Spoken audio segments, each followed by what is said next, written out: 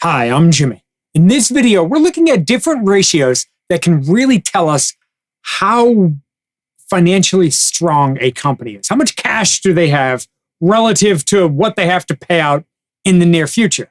So recently we did a video on efficiency ratios, but today we're focusing more on liquidity ratios. And we got 4 different ones that we're looking at. The simplest liquidity ratio to look at, let's call it the strictest liquidity ratio, is actually called the cash ratio. And as you might imagine, basically to calculate the cash ratio, we take cash and cash equivalents and we divide it by current liabilities. So current liabilities are what the company owes in the near term, over the next 12 months. Whenever there's the word current before it, it is over the next 12 months. So how much money does the company owe in the next 12 months? So you take cash and cash equivalents, divide that by current liabilities, and that will give us a cash ratio. Now, we're going to use kind of 2 examples. They might not be the best comparison examples, but it's more to illustrate how similar type companies can have wildly different financial positions. So these 2 companies are Samsung and Whirlpool. Samsung is the blue bars, Whirlpool is the orange bars. Now, with any of these ratios, well, most of the ratios, the goal is to have the number be somewhere near 1. So if they had 1, that would mean, let's pretend the number was exactly at 1. That would imply that they have exactly the amount of cash and cash equivalents for the cash ratio. They have exactly the amount of cash that they need to cover their bills over the next 12 months. So obviously Samsung, over the past decade, they've had pretty good numbers. They've had a decent amount of cash relative to what they've owed. Whereas Whirlpool has, let's say, come up a bit short. Okay, now moving on to the next ratio, now we got the quick ratio. It's almost the exact same thing as the cash ratio, except we also include receivables. So the difference is they call it the quick ratio because what can they somewhat quickly get to cash? Receivables is what their customers owe them. So their customers agree to pay them within, let's say, 30 days. Well, that receivable, they say, okay, if they had that money and the cash that they have, well, now how does that look compared to current liabilities? And we compare that again to the 1 level. You want them to be at 1. Whirlpool moves up the pole a little bit. Again, Samsung is looking fairly good, but Whirlpool coming up a bit short. Okay, now the next ratio is the current ratio.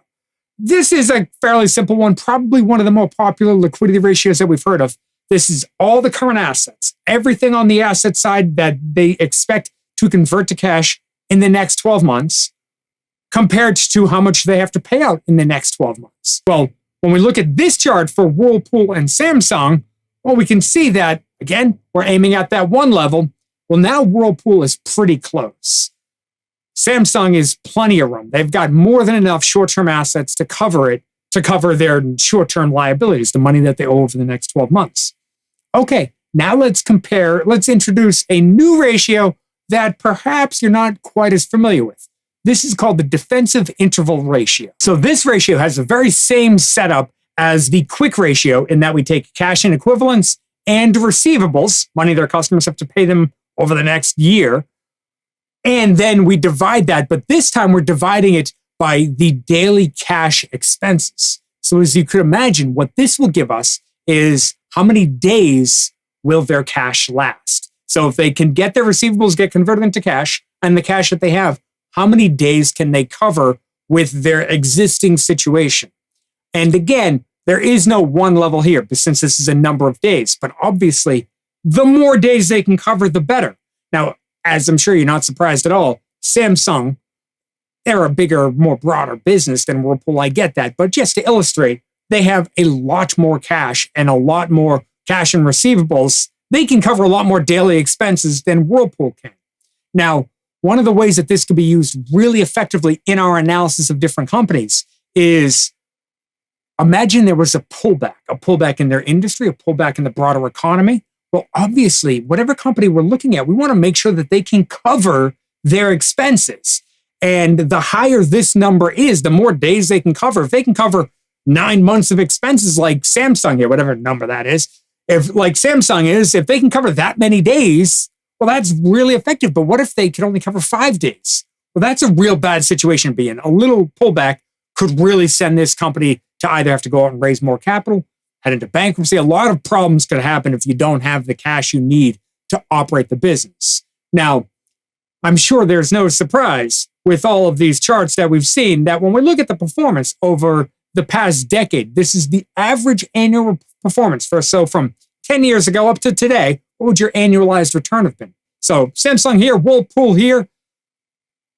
It's not even close. What do we got here? We got 15% versus negative 3%. This is an indication, while it's not directly tied to these numbers, if we had done research and we had looked at these numbers and compared them, to different companies within an industry, for whatever company you're analyzing, these numbers can be very, very useful to analyze. So if you are doing a deep dive on a company, these ratios are good ratios to consider. And if you're looking for charts on these historical charts over the past decade, like we've seen throughout this video, you can find all of that at the Investors Grow website, investorsgrow.com. Link in the description below. Thank you so much, and I'll see you in the next video.